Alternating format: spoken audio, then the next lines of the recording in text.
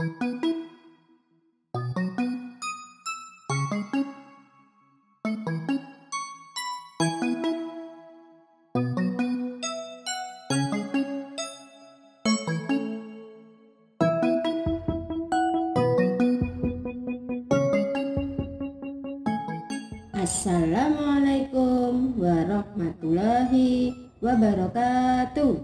Halo, bertemu lagi dengan Ibu Erna.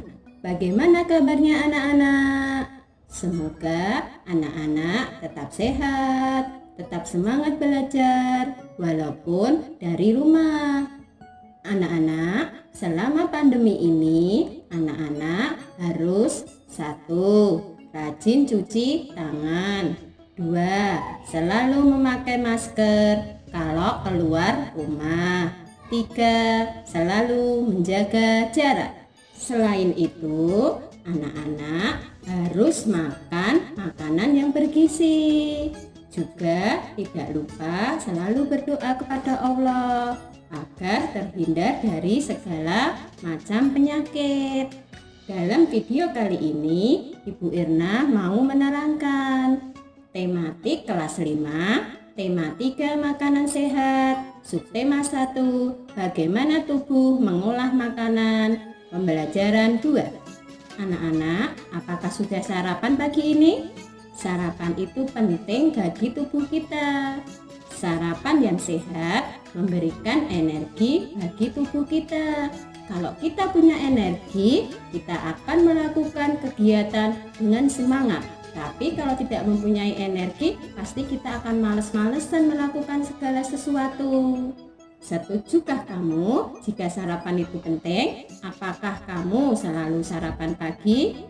Berikan pendapatmu dalam diskusi kelas. Selain mengkonsumsi makanan yang sehat, minum air bening juga sangat penting bagi kesehatan kita.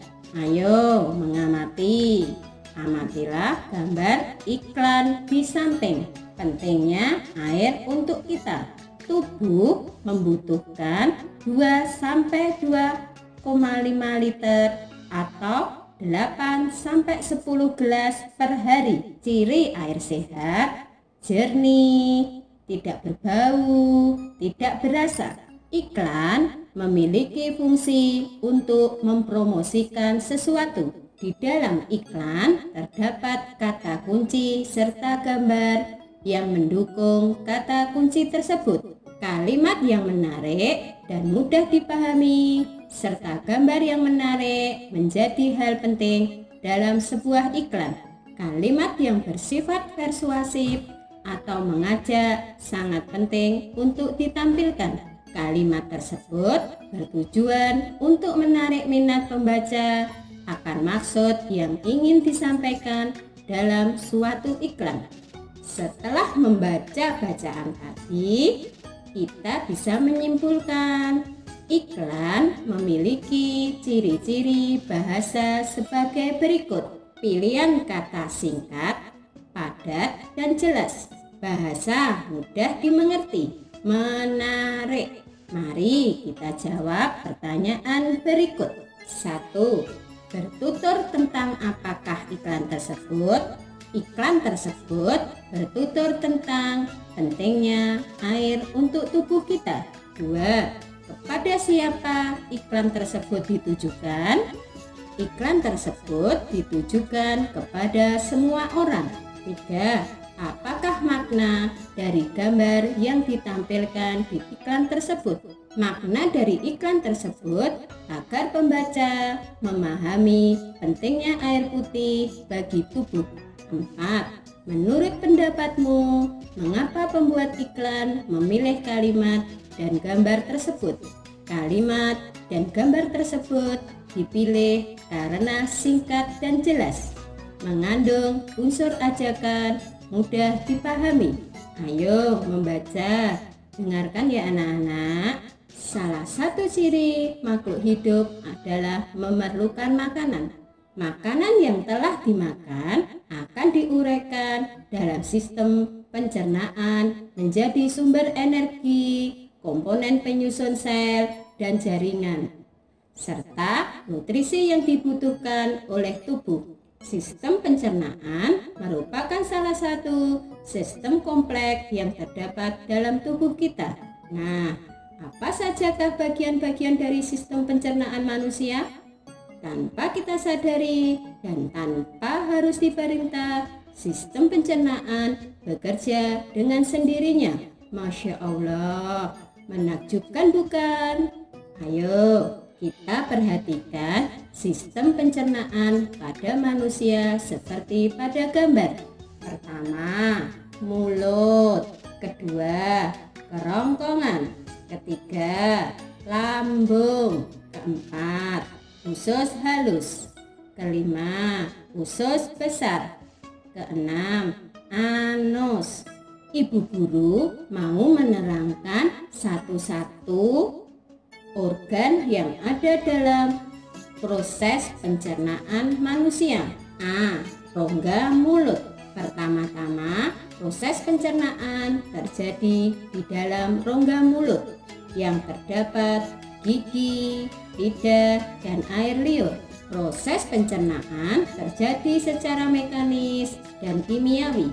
Secara mekanik, makanan dikunyah oleh gigi dan dibantu lidah agar terkunyah semuanya. Secara kimiawi, makanan tercampur dengan air liur yang mengandung enzim amilase. B. Kerongkongan. Setelah dikunyah, makanan ditelan masuk ke kerongkongan. Dari kerongkongan, makanan didorong ke lambung oleh gerakan peristaltik. Gerakan peristaltik adalah gerakan meremas dan mendorong pada dinding kerongkongan. C. Lambung. Di lambung, makanan melalui proses pencernaan mekanik dan kimiawi. Secara mekanik, makanan akan dilumat oleh dinding lambung. Secara kimiawi, makanan akan dicerna oleh getah lambung. Getah lambung mengandung air, asam lambung, dan beberapa enzim, yaitu renin, pepsin, dan lipase. Selanjutnya, D. Usus halus. Di dalam usus halus terjadi pencernaan kimiawi dan penyerapan sari-sari makanan. E. Usus besar. Makanan yang tidak diserap usus halus akan masuk ke dalam usus besar. Sisa makanan tersebut masih mengandung banyak air sehingga air akan diserap kembali oleh usus besar. Di dalam usus besar terdapat bakteri Escherichia coli. Bakteri ini membantu dalam proses pembusukan sisa makanan menjadi feses. Selanjutnya, feses akan dibuang melalui anus. Sistem pencernaan pada tubuh manusia berfungsi untuk menghancurkan makanan yang masuk ke dalam tubuh. Makanan yang semula dalam bentuk kasar dapat berubah menjadi bentuk yang lebih halus dengan bantuan gigi dan enzim. Dalam hal ini, enzim pencernaan dapat mempermudah proses penyerapan sari makanan. Selain itu, sistem pencernaan juga berfungsi untuk membuang sisa-sisa makanan yang sudah tidak diperlukan tubuh. Keberadaan zat-zat sisa tersebut dapat menjadi racun bagi tubuh manusia jika tidak dikeluarkan. Berikut ini adalah proses pencernaan makanan pada manusia. 1. Proses memasukkan makanan ke mulut. 2. Proses mengunyah makanan dengan menggunakan gigi. 3. Proses menelan makanan di kerongkongan. 4. Proses pemecahan makanan dari zat yang kompleks menjadi molekul-molekul yang lebih sederhana dengan bantuan enzim yang ada di lambung. 5. Proses penyerapan sari-sari makanan yang terjadi di usus halus. 6. Proses pengeluaran sisa-sisa makanan yang sudah tidak diperlukan oleh tubuh melalui organ anus. Sekarang, coba kamu tuliskan pemahamanmu mengenai sistem pencernaan pada manusia. Apa saja fungsi umum dari sistem pencernaan manusia? Fungsi umum dari sistem pencernaan manusia adalah: 1. Untuk mencerna makanan. 2. Untuk mendapatkan energi. 3. Untuk memperoleh nutrisi penting. Apa ya yang akan terjadi apabila salah satu organ dalam sistem pencernaan tidak berfungsi dengan baik?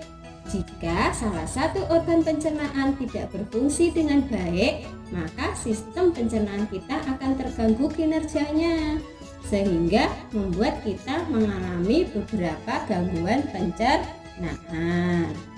Maka kita harus merawat organ pencernaan kita dengan baik, selalu menjaga makanan yang akan kita makan biar tidak terganggu proses pencernaan pada tubuh kita.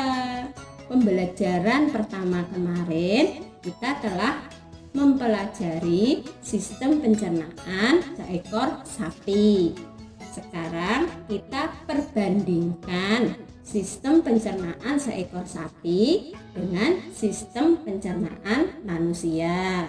Organ persamaannya: baik pada sapi dan manusia, saluran pencernaan terdiri dari mulut, kerongkongan, lambung, usus halus, usus besar, dan anus. Perbedaan: struktur gigi sapi tidak mempunyai taring dan bentuk gigi geraham yang besar serta berbentuk datar. Kalau struktur gigi manusia mempunyai taring. Lambung sapi terbagi menjadi 4 ruangan, yaitu rumen, retikulum, omasum, dan abomasum. Sapi punya enzim khusus, yaitu selulase, yang berfungsi untuk mencerna selulosa. Proses pengunyahan makanan persamaan: baik sapi atau manusia, makanan dikunyah untuk dihaluskan dengan gigi geraham. Perbedaannya, kalau sapi mengunyah makanan dengan kasar dan kemudian ditelan dan nanti akan dikunyah ulang. Berbeda dengan manusia. Kalau manusia, makanan dikunyah langsung ditelan. Proses penyerapan sari-sari makanan: baik sapi atau manusia sama-sama menggunakan enzim untuk membantu pencernaan makanan agar bisa diserap. Perbedaan: sistem manusia dapat mencerna dan menyerap protein, tapi sapi tidak bisa. Hanya bisa mencerna dan menyerap karbohidrat. Proses pengeluaran: baik sapi ataupun manusia, sisa makanan akan keluar dalam bentuk feses lewat anus. Perbedaannya, pengeluaran pada sapi, fesesnya belum mengalami pembusukan. Berbeda dengan manusia.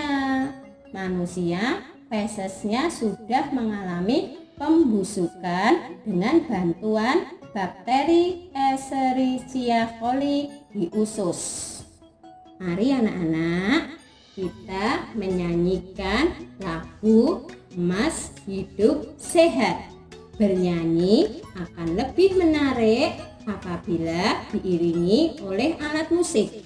Perhatikan sekelilingmu, benda-benda apa yang bisa kita pakai untuk alat musik. Gelas bisa digunakan sebagai alat musik.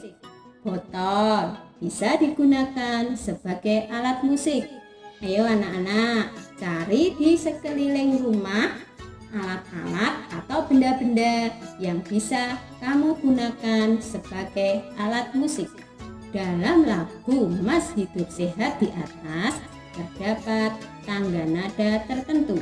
Tangga nada sendiri terbagi atas tangga nada mayor dan minor.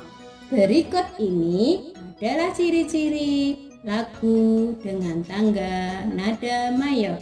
Lagunya bersifat riang gembira, terdengar bersemangat. Umumnya diawali dan diakhiri dengan nada do. Berikut ini adalah ciri-ciri lagu dengan tangga nada minor. Lagunya bersifat sedih, terdengar kurang bersemangat. Umumnya diawali dan diakhiri dengan nada la. Ayo mencoba. Kamu telah mengenal dan menyanyikan lagu Mas Hidup Sehat. Menurutmu, apakah lagu tersebut termasuk ke dalam lagu dengan tanda nada mayor atau minor? Tuliskan pendapatmu pada kolom berikut. Lagu Mas Hidup Sehat memiliki tangga nada mayor karena lagu tersebut bersifat riang gembira. Berikan 2 contoh lagu nasional atau lagu daerah yang menurutmu memiliki tangga nada A mayor, B minor. Mintalah pendapat temanmu tentang jawaban yang kamu pilih. Lagu bertangga nada mayor, contohnya Maju Tak Gentar, Garuda Pancasila, Rasa Sayangi. Lagu bertangga nada minor, contohnya Ibu Pertiwi, Angin Mamiri, Gugur Bunga. Sekian pembelajaran dari Ibu Erna. Mudah-mudahan bisa bermanfaat dan menambah pengetahuan anak-anak, terutama pengetahuan tentang iklan, pengetahuan tentang proses pencernaan manusia, pengetahuan tentang tangga nada mayor dan minor. Wassalamualaikum warahmatullahi wabarakatuh.